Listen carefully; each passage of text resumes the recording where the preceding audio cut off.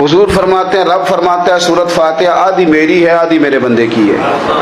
جب اس نے کہا الحمدللہ رب العالمین الرحمن الرحیم مالک یوم الدین ایاک نعبد و ایاک نستعین،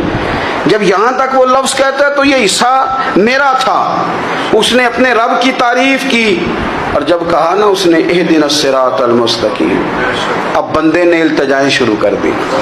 اس نے کہا کہ مالک بھی تو ہے، رحمان بھی تو ہے، رحیم بھی تو ہے، عبادت بھی تیری کرتے ہیں تو مدد بھی تو تجھی سے مانگنی ہے نا، اب مہربانی فرمانا اہدنا الصراط المستقیم، ہمیں سیدھا راستہ دکھا دے، صراط الذین انعمت علیہم، ان لوگوں کا راستہ دکھانا جن پر تو نے انعام کیا ہے، غیر المغضوب علیہم ولا الضالین، ان کے راستے پہ نہ چلانا جن پر تیرا غضب ہوا، جو گمراہ ہو گئے ان کے راستے۔ تو نماز میں جب ترجمے پر آپ کا غور ہوتا ہے تو